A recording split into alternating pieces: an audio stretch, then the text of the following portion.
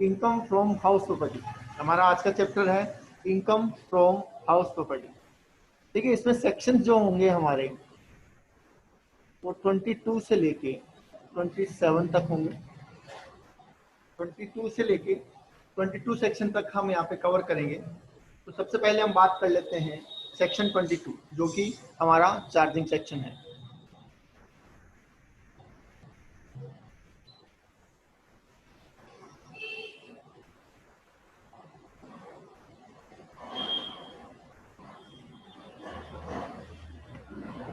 Charging section से start कर रहे हैं। चार्जिंग सेक्शन क्या कहता है कि अगर आपके पास कोई हाउस प्रॉपर्टी है,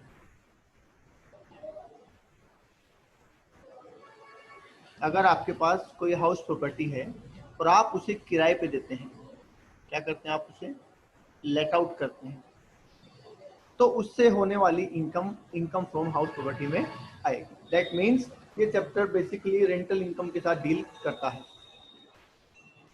आगे इसमें कहा कि यहाँ पे एक वर्ड कंफ्यूजिंग है थोड़ा सा, विच इज हाउस।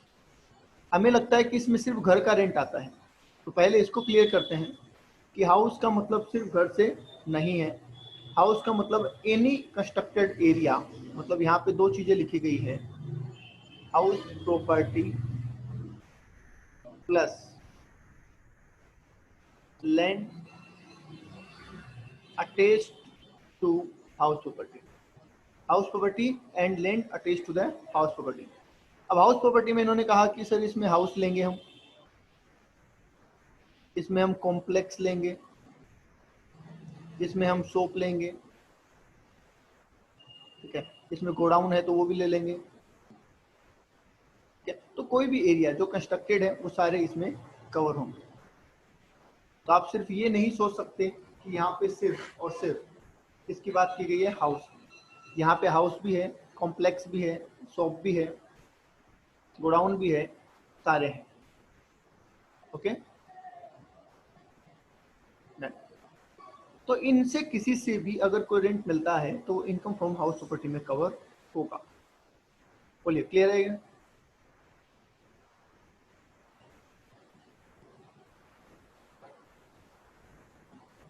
ठीक है, ओके। अब दूसरा पॉइंट यहाँ पे क्या आया? दूसरा पॉइंट आया कि आपके पास में एक घर है और उस घर के चारों तरफ कुछ खाली जमीन भी है।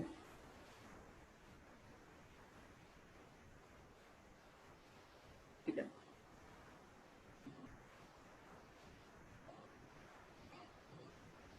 और आपने इस पूरे जगह को, मतलब घर इंक्लूडिंग जो आसपास में जमीन है वो दोनों मिला के आपने उसको क्या कर दिया, लेट आउट कर दिया। तो क्या ये इनकम एचपी में आएगी? क्या ये प्रॉपर्टी एचपी की डेफिनेशन में आती है? तो क्या ये प्रॉपर्टी एचपी की डेफिनेशन में आती है?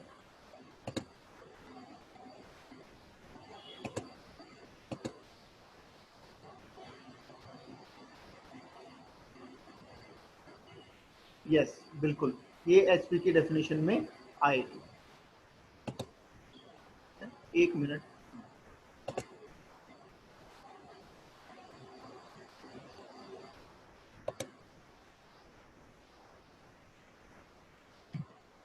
ये एचपी की डेफिनेशन में आएगी।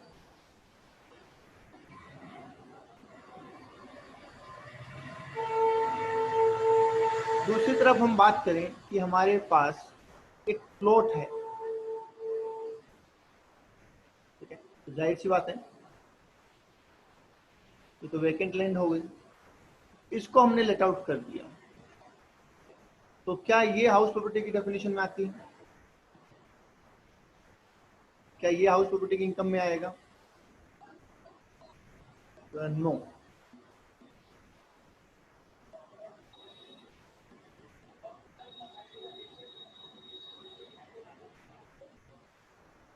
Not included in HP income, HP की इनकम में नहीं आएगा।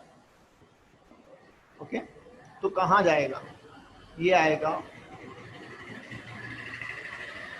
अदर सोर्सेज, क्योंकि एसपी ने जो अपनी डेफिनेशन दी है house property and land attach to the house property, उसमें ये प्रॉपर्टी कवर ही नहीं होती है, इसलिए ये प्रॉपर्टी एसपी में नहीं आएगी। क्लियर है?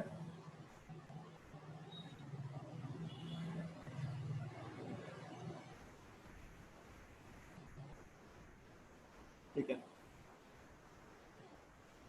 तीसरा पॉइंट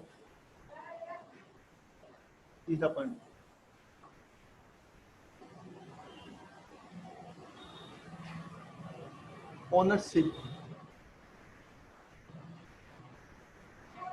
एक खाली हाउस हो तो भी चलेगा, लैंड जरूरी नहीं है,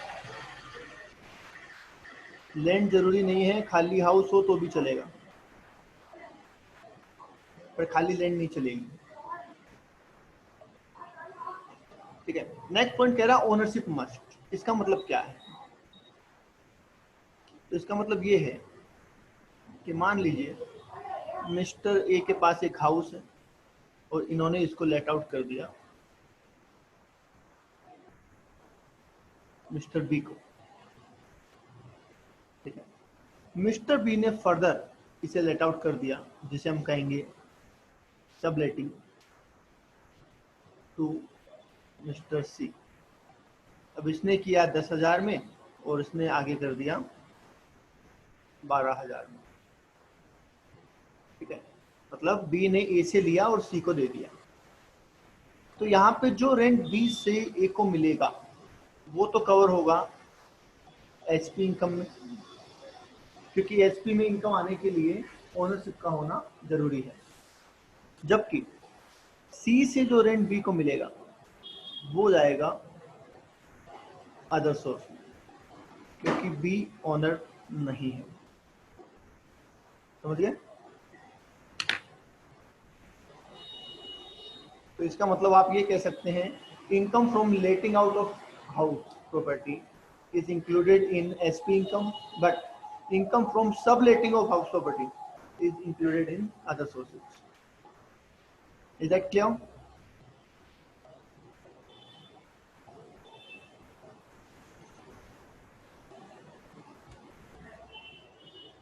पीजीपीपी में नहीं जा सकता। पीजीपीपी में तब जा सकता है जब आपका काम ही रेंटिंग का हो। अगर आपका बिजनेस है रेंटिंग का तो वहां जा सकता है।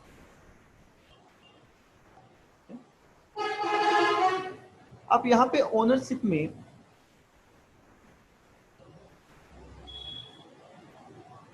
डीम्ड ओनरशिप का एक कंसेप्ट आता है।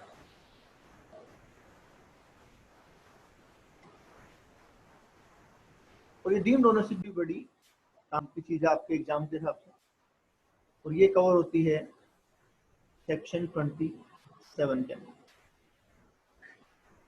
इसमें कहा गया है कि अगर आपके पास कोई प्रॉपर्टी है और आप उसके डीम्ड ओनर हैं तो भी आप उसकी इनकम को एचपी की इनकम में ले जा सकते हैं, क्योंकि ओनरशिप जरूरी है, चाहे वो डीम्ड हो और चाहे एक्चुअल हो। ठीक है। तो डीम्ड ओनरशिप होती क्या है? पहला पॉइंट आपको याद होगा, क्लबिंग में हम पढ़ चुके हैं ऑलरेडी एक पॉइंट कि transfer of immovable property to spouse without adequate consideration. अगर स्पाउस को कोई प्रॉपर्टी ट्रांसफर की गई है बिना पैसे या कम पैसे में, तो उसका मालिक ट्रांसफर करने वाला ही माना जाएगा, तो वो डीम्ड ओनरशिप में कवर हो जाता है। इसीलिए हम क्लबिंग में हाउस प्रॉपर्टी को एक्सक्लूड करते थे, मैंने वहां पे भी बताया था ये पॉइंट आपको। सेकेंड पॉइंट, सेम ये पॉइंट चलेगा फॉर माइनर चाइल्ड। अगर आप माइनर चाइल्ड को भी देते हैं विदाउट एडुकेट कंसिडरेशन तो वो भी आपकी ओनरशिप में ही आ जाएगा, तो उस पर ऑलरेडी टैक्स आपको ही देना पड़ेगा, तो क्लबिंग करने की जरूरत ही नहीं है। समझ गए? इसलिए वहां पे क्लबिंग प्रोविजन हाउस प्रॉपर्टी पे एप्लीकेबल नहीं होते। हमने वहां लिखा था एक्सेप्ट हाउस प्रॉपर्टी, क्योंकि वो तो यहाँ कवर हो गया।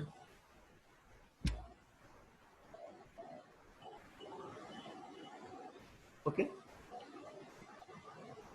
उसके बाद बात करते हैं हम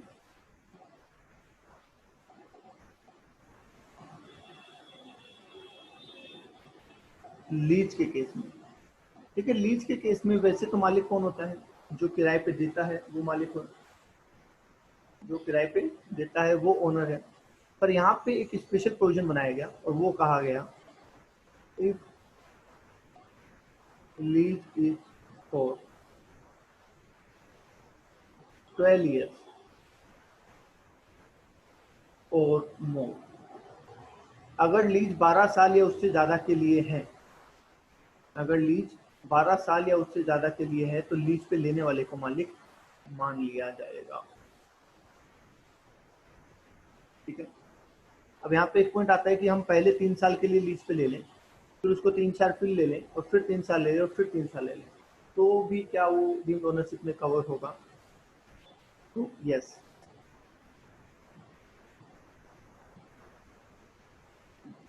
कवर होगा। और जो मिनिमम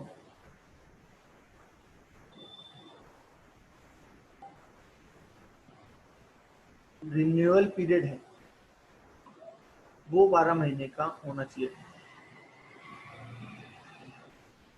12 मंथ और मोर। इसको मैं थोड़ा सा एग्जांपल से समझा देता हूँ कैसे।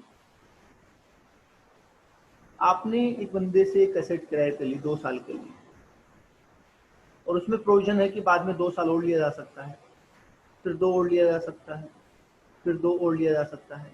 तो क्या ये लीज 12 साल तक जा सकती है? बोलिए, क्या ये लीज 12 साल तक जा सकती है? अगर आपने 2 साल के लिए लिया और 2-2 साल बढ़ाने का उसमें प्रोविजन है, तो क्या ये लीज 12 साल तक एक्सटेंड हो सकती है?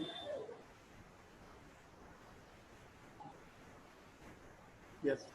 तो इस केस में आप डीम्ड ओनर बन जाओगे, मतलब किराए पे लेने वाला डीम्ड ओनर बन जाएगा।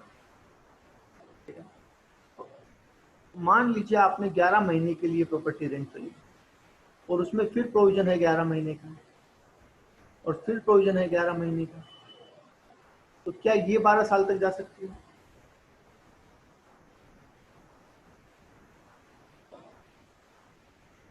नहीं जा सकती। क्यों भाई, क्यों नहीं जा सकती? 11-11 महीनों को जोड़ो तो 12 साल नहीं होते कभी भी, ऐसा? हाँ भाई, रोहित, षष्ठी, आयुषी, 11-11 महीनों को अगर हम जोड़े तो क्या ये 12 साल तक नहीं जा सकते? जा सकते हैं ना?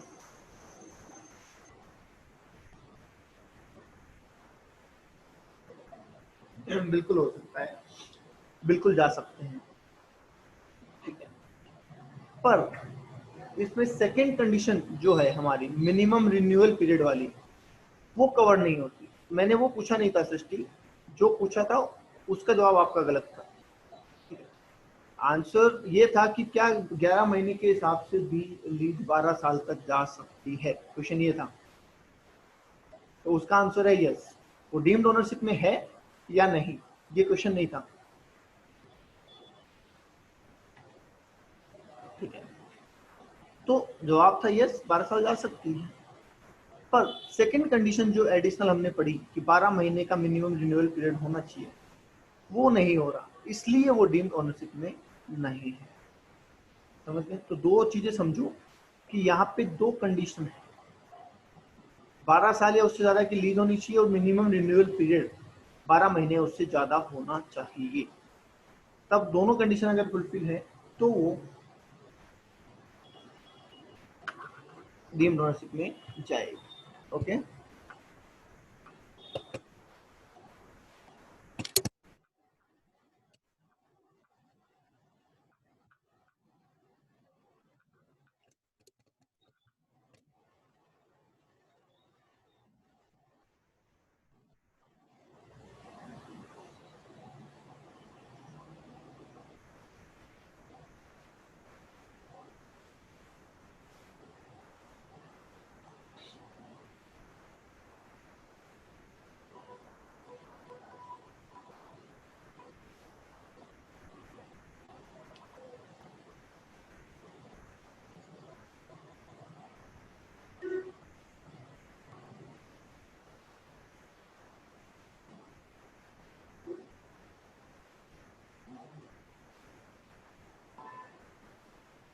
ठीक है। फोर्थ पॉइंट ले लेते हैं,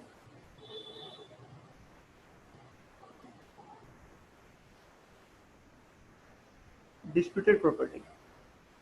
मान लीजिए किसी प्रॉपर्टी पे डिस्प्यूट चल रहा है कि प्रॉपर्टी किसकी है, तो फिर उस केस में हम ओनरशिप किसके मानेंगे, मतलब प्रॉपर्टी किराए पे भी है और केस भी चल रहा है, तो जो रेंट आ रहा है वो इनकम किसके हैंड में टैक्सेबल होगी, क्योंकि मालिक तो अभी फाइनल नहीं है, तो वो किसके हैंड में टैक्सेबल होगी।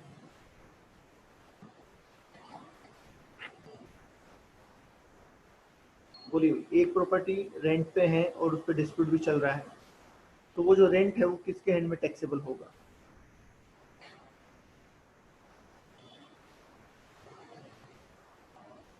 ए और बी के बीच में डिस्प्यूट चल रहा है, प्रॉपर्टी रेंट पे है, तो किराया ए के हैंड में टैक्सेबल होगा या बी के हैंड में।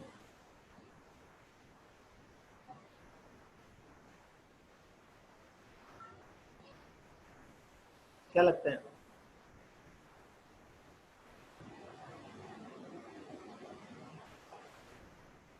जल्दी बोलो, क्या लगता है किराया किसके हैंड में टैक्सेबल होगा। यस, रिसीवर ऑफ रेंट, पहले जिसकी प्रॉपर्टी थी उसके हैंड में। यही तो फाइनल नहीं है ना, प्रॉपर्टी किसकी है बेटा, तो ये अभी फाइनल होता तो डिस्प्यूट क्या होता, डिस्प्यूट है मतलब ओनरशिप पे केस चल रहा है,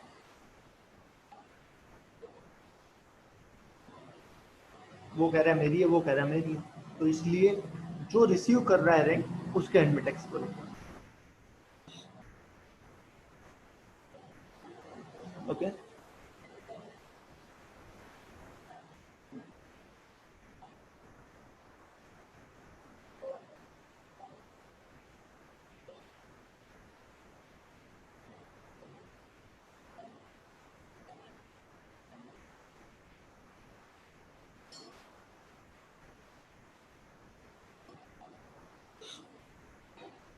transfer of property, transfer of property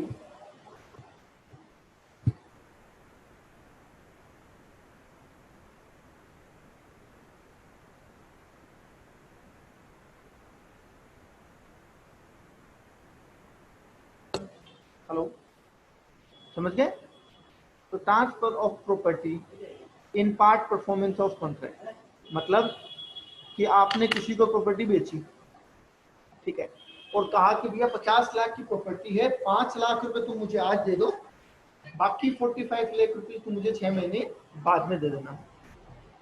उसने तुम्हें 5 लाख रुपए दे दिए और तुमने उसको चाबी भी दे दी, तो उससे जो रेंटल इनकम होगी वो खरीदने वाले के बीच में होगी, खरीदने वाले के हैंड में टैक्सेबल होगी, क्योंकि पार्ट परफॉर्मेंस की वजह से प्रॉपर्टी ट्रांसफर हो चुकी है, तो इसमें खरीदने वाले को मालिक माना जाएगा, हालांकि अभी तक डॉक्यूमेंट्स उसके नाम नहीं हुए हैं, पर पोजीशन उसको मिल गया है क्योंकि उसने पार्ट परफॉर्मेंस कर दिया है, तो मालिक कौन माना जाएगा, परचेजर। बोलो, क्लियर है।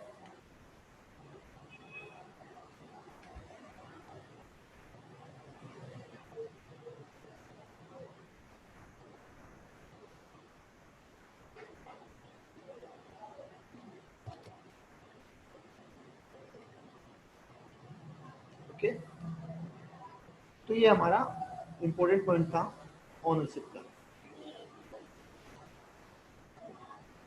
अब चलते हैं आगे।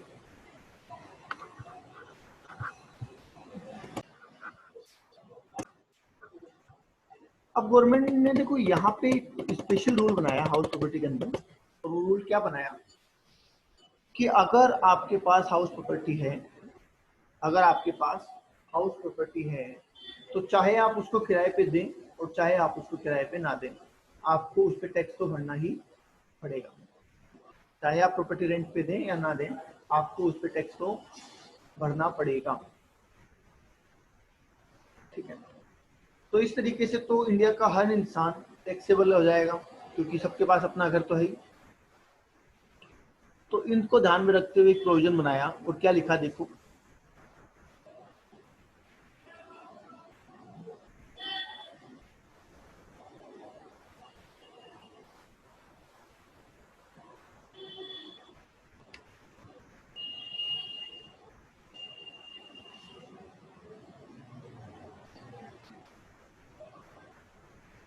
Following income not included in house property. कुछ इनकम को हाउस प्रॉपर्टी से दूर रखा गया है, मतलब वो हाउस प्रॉपर्टी में कवर नहीं होगी। कौन कौन सी इनकम? पहला,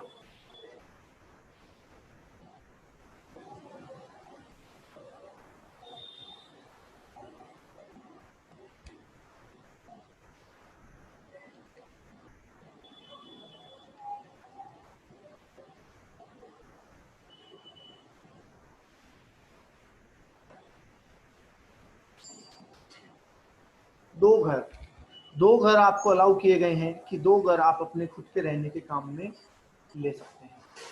दो घर आप खुद के रहने के काम में ले सकते हैं। अगर आप दो घर को अपने रहने के काम में ले रहे हैं तो हम आपसे उस पर टैक्स चार्ज नहीं करेंगे। पहले एक था, फिर इसको बढ़ा के दो कर दिया गया है कि अभी दो घर आप अपने रहने के काम में ले रहे हैं। पर ध्यान रहे कि दो घर जो है वो रहने के काम आने चाहिए। मैं इसको थोड़ा सा समझा दूं, देखो कैसे।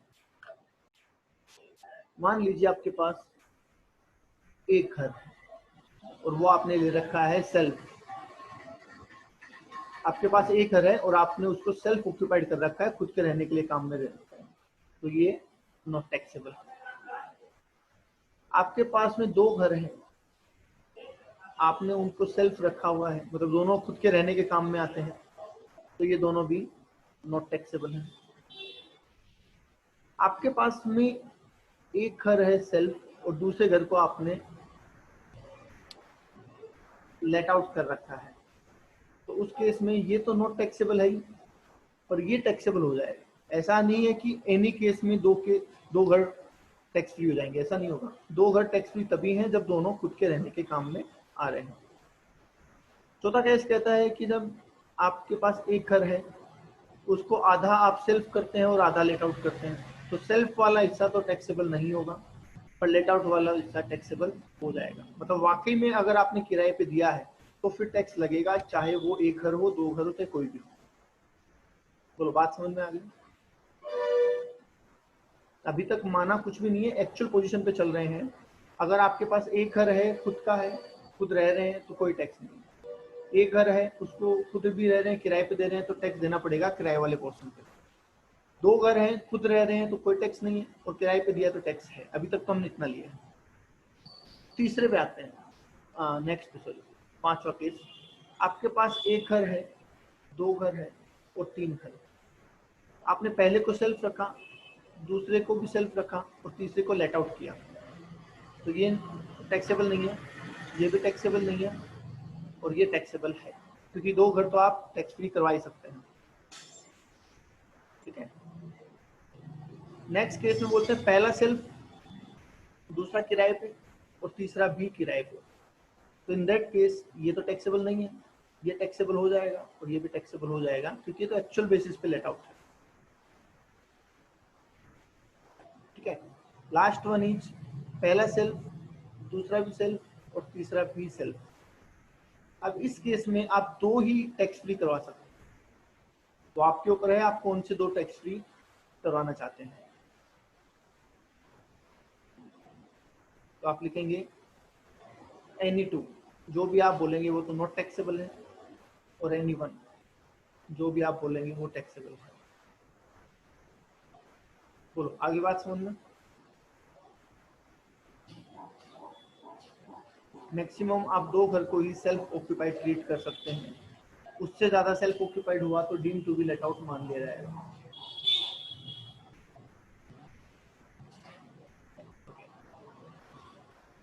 अब चलते हैं आगे।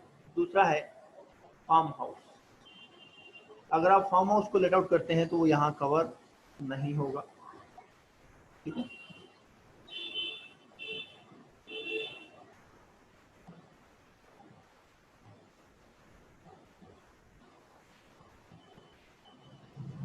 अगर ट्रस्ट कोई प्रॉपर्टी लेट आउट करता है तो वो भी टैक्सेबल नहीं है।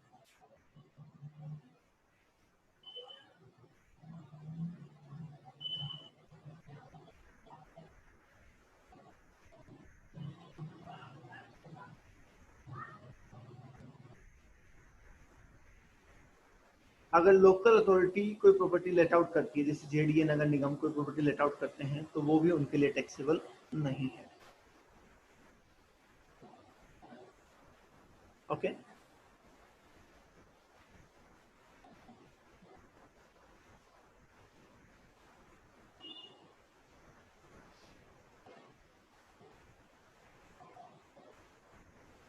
पुराने राजा महाराजा एक्स रूलर मतलब जिनका पहले राज था, उनका एक पैलेस,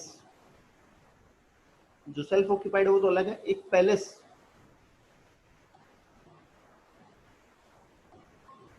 एक महल अगर वो लेट आउट करते हैं तो वो उनके लिए टैक्सेबल। ओके, तो ये कुछ इनकम है जो यहाँ कवर नहीं होती। एक और लिख लो, house property used for own business और प्रोफेशन। अगर आप अपने बिजनेस और प्रोफेशन के लिए कोई प्रॉपर्टी यूज करते हैं तो वो यहाँ टैक्सेबल नहीं है, वो बीएनपी में टैक्सेबल हो जाएगी अपने आप। बोलिए, यहाँ तक बात समझ में आती है?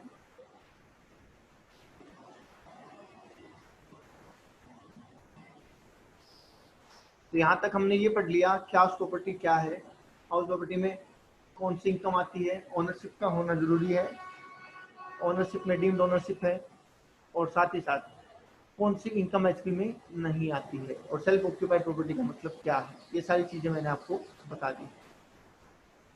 यहाँ तक किसी के कोई डाउट हो तो पूछ लो।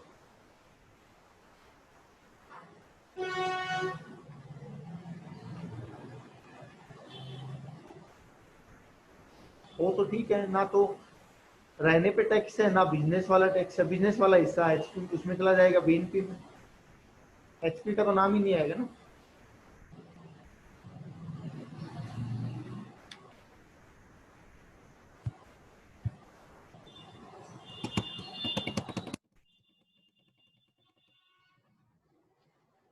सेल्फ ऑक्यूपाइड, सेल्फ ऑक्यूपाइड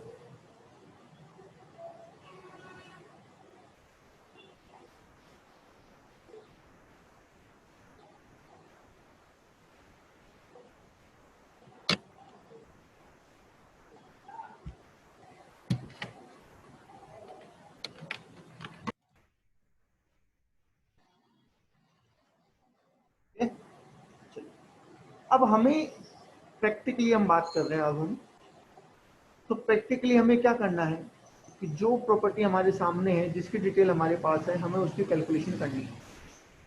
तो यहाँ पे हमारे पास टोटल 3 केस बनेंगे, मैं आपको समझा दूं।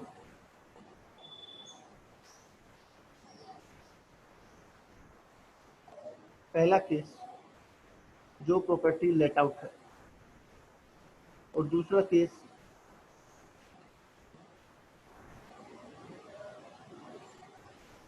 जो प्रॉपर्टी सेल्फ ऑक्यूपाइड है। इन दोनों की हमें कैलकुलेशन करनी है। और तीसरा केस कैसे बनेगा वो बता देता हूँ। लेट आउट में ही 2 ऑप्शन होते हैं,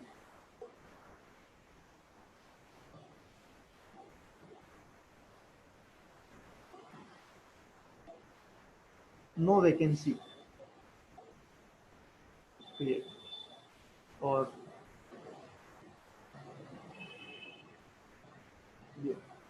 दोबारा सुन लो, टोटल 3 केस हमारे पास है।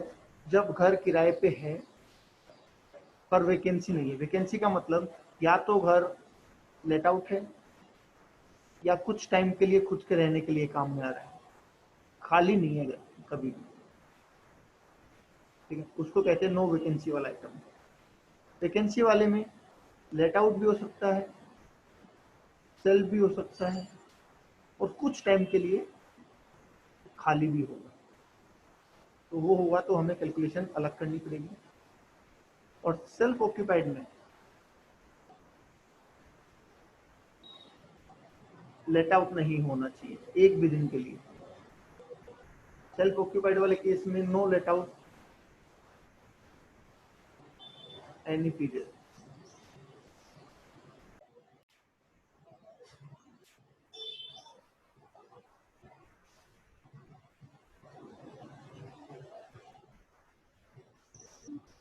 खुद के रहने के काम में आना चाहिए, खुद के रहने के काम में आना चाहिए, और किसी तरीके से किराए पे नहीं होना चाहिए। बोलो, समझ गए तीनों केस?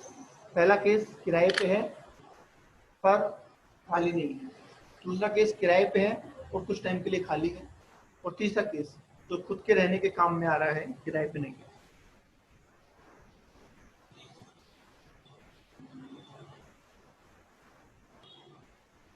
क्लियर है यहाँ तक?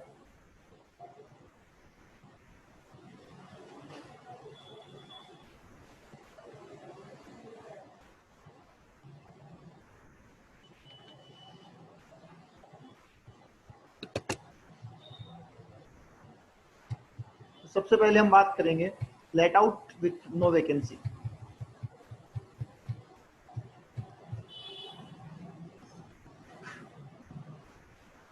यहाँ पे देखो आपको एक फिक्स फॉर्मेट बनाना है, वो आप समझ लो, और ये सीख गए तो वो तीनों अपने आप आ जाएंगे आपको। सबसे पहले हमें एक आइटम दे रखा होगा म्युनिसिपल वैल्यू। म्युनिसिपल वैल्यू का मतलब है रेंट एज पर म्युनिसिपैलिटी। जो हमारा घर है, जिस एरिया में है, जिस साइज का है, उसका म्युनिसिपैलिटी के हिसाब से क्या रेंट बनता है, उसको बोलते हैं म्युनिसिपल वैल्यू। तो अगर क्वेश्चन में दे रखी है तो हमें सबसे पहले उस वैल्यू को कंसीडर करना है। फिर हमें क्वेश्चन में दे रखा होगा फेयर रेंट। फेयर रेंट का मतलब है सिंपली, मैं यहाँ पे थोड़ा मतलब भी लिख देता हूँ, rent as per local authority, और इसका मतलब है मार्केट रेंट, जो रेट मार्केट में चल रही है। तो आपके पास क्वेश्चन में दो वैल्यू हो सकती है, म्युनिसिपल वैल्यू और फेयर रेंट। आपको उन दोनों में से जो ज़्यादा हो उसको सिलेक्ट करना है, क्योंकि गवर्नमेंट टैक्स मांगती है हाईएस्ट वैल्यू पे। उसके बाद आपको एक वैल्यू और दे रखी होगी जिसको बोलते हैं स्टैंडर्ड रेंट। स्टैंडर्ड रेंट का मतलब पहले से डिटरमाइन किया हुआ है, एक एक्ट बना हुआ है जिसको बोलते हैं rent control act. Rent control act में जो फिगर लिखी हुई है उससे ज़्यादा आप टैक्स चार्ज नहीं कर सकते, मतलब उससे ज़्यादा वैल्यू पे आप टैक्स चार्ज नहीं कर सकते।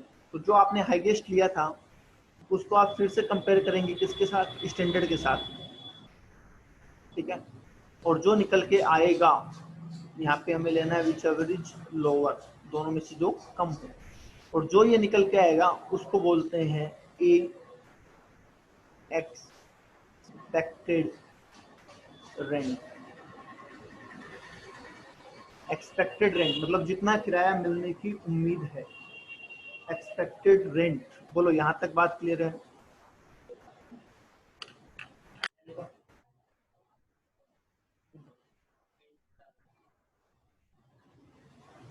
बोलो क्लियर है यहाँ तक?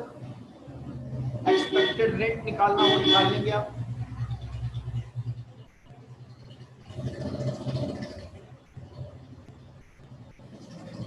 म्युनिसिपल वैल्यू लेंगे, फेयर रेंट लेंगे, दोनों में जो ज़्यादा होगा उसे कंपेयर उससे लेंगे, फिर जो ज़्यादा आएगा उसको स्टैंडर्ड से कंपेयर करेंगे, और दोनों में से जो कम होगा उसको ले लेंगे। जो वैल्यू निकल के आएगी वो आपकी एक्सपेक्टेड रेंट होगी। एक इम्पोर्टेंट पॉइंट कि जरूरी नहीं है एग्जाम में आपको ये सारी फिगर दे रखी हो, तो जो भी फिगर ना दे रखी हो उसे आप क्या करेंगे, उसे आप क्या करेंगे, उसे आप इग्नोर कर देंगे, ठीक है। कैसे? मान लीजिए आपको म्युनिसिपल वैल्यू दे रखी है 60,000, ठीक है, एग्जाम्पल के तौर पर। फेयर रेंट दे रखा है 70,000, तो आप क्या लेंगे, विच एवरेज हाई। स्टैंडर्ड रेंट दे रखा है 50,000, तो आप क्या लेंगे, विच एवरेज लोअर। तो आपका एक्सपेक्टेड रेंट क्या हो गया, आपका एक्सपेक्टेड रेंट क्या हो गया, तो केस में एक्सपेक्टेड रेंट कितना हो गया, 50,000, ठीक है। एग्जाम्पल नंबर 2 की अगर मैं बात करूं और वहां पे आपको बोला जाए कि म्युनिसिपल वैल्यू तो 80,000 है और स्टैंडर्ड रेंट 45,000 है, तो बताओ एक्सपेक्टेड रेंट क्या होगा। आपको दो ही फिगर दे रखी है, म्युनिसिपल वैल्यू 80,000 रुपए और स्टैंडर्ड रेंट 45,000। तो in that case expected rent क्या होगा,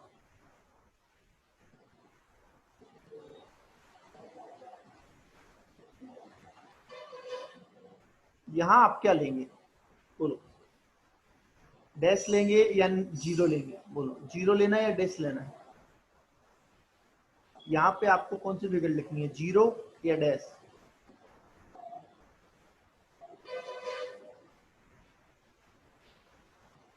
यहाँ पे क्या लिखना है, जीरो या डैश।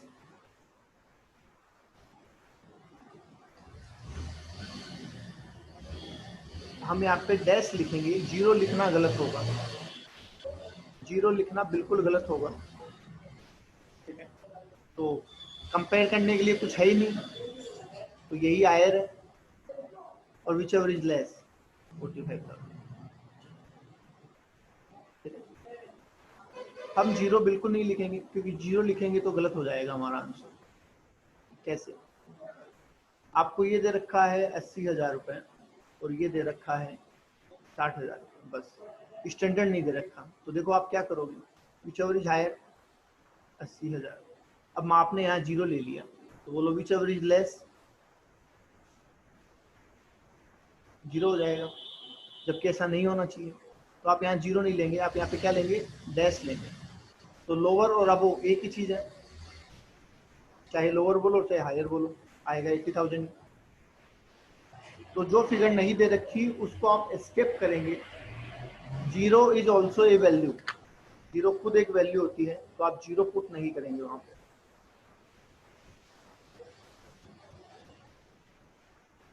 ओके,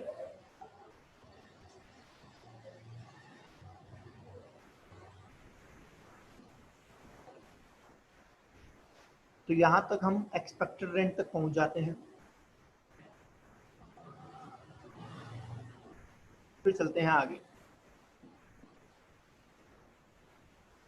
फिर ये ए पार्ट हो चुका हमारा, मतलब ये मान लो क्वेश्चन का एक हिस्सा हो चुका है हमारा।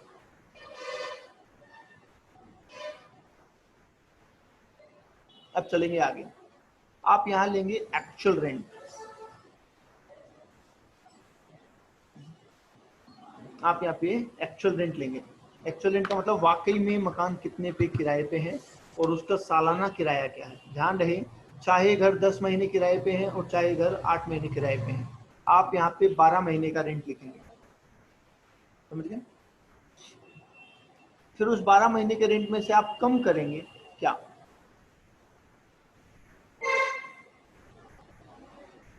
Self occupied period. जितने टाइम आप खुद रहे उस मकान में उतने पीरियड का भाड़ा कम कर देंगे, क्योंकि वो तो मिलना ही नहीं है। आपने मान लीजिए ऐसी प्रॉपर्टी है कि 8 महीने तो आप खुद रहे, 8 महीने तो किराए पे था और 4 महीने आप खुद रहे, तो आप पहले तो किराया लिखेंगे 12 महीने का, और 12 का मिला थोड़ी है, तो आप उसमें से 4 महीने का बाद में कम कर देंगे, समझ गए। तो पहले 12 महीने का रेंट लिखेंगे, फिर जितने महीने हम खुद रहे हैं उतने महीने का रेंट वापस लेस कर देंगे, और हम इसमें से कम कर देंगे अनरियलाइज रेंट। अनरियलाइज रेंट का मतलब है जो किराया डूब गया, वो unrealise rent.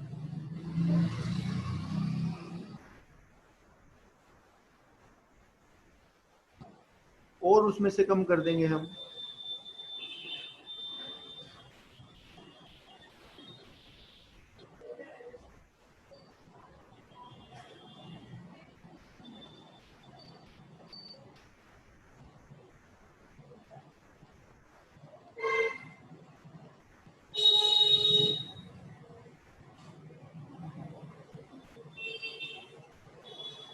Extra facility provided. मान लीजिए हमने वॉचमैन की भी फैसिलिटी दे रखी है,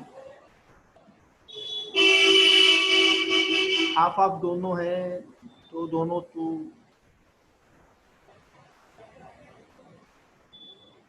देखो मैंने ऊपर लिखवाया है, ध्यान से समझो। ऊपर मैंने ऑलरेडी लिखवाया है कि लेट आउट वाले केस में, लेट आउट वाले केस में एक सिंगल दिन भी लेट आउट नहीं होना चाहिए। सेल्फ ऑक्यूपाइड वाले केस, ऊपर मैंने लिखवाया है कि सेल्फ ऑक्यूपाइड वाले केस में एक भी दिन लेट आउट नहीं होना चाहिए, जबकि लेट आउट वाले में सेल्फ ऑक्यूपाइड हो सकता है।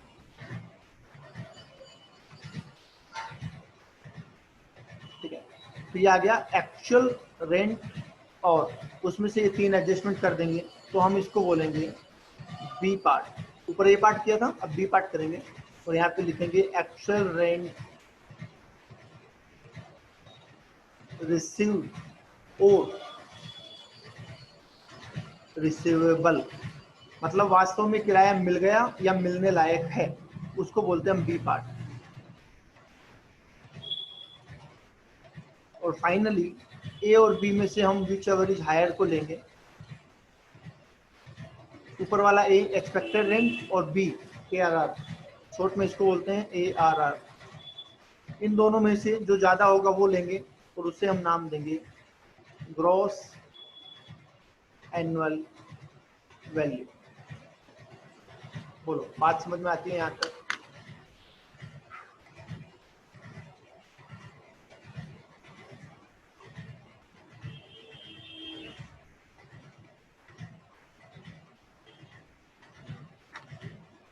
बोलो, यहाँ तक बात समझ में आती है?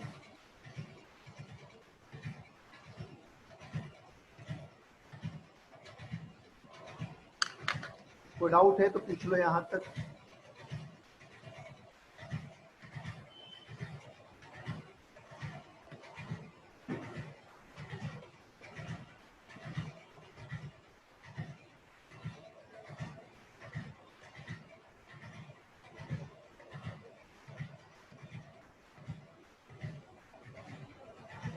नहीं है कोई डाउट?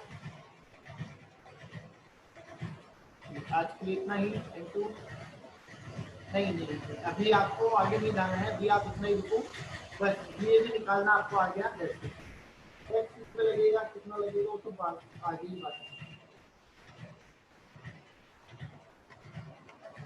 ओके, चलिए आज के लिए इतना ही। Thank you.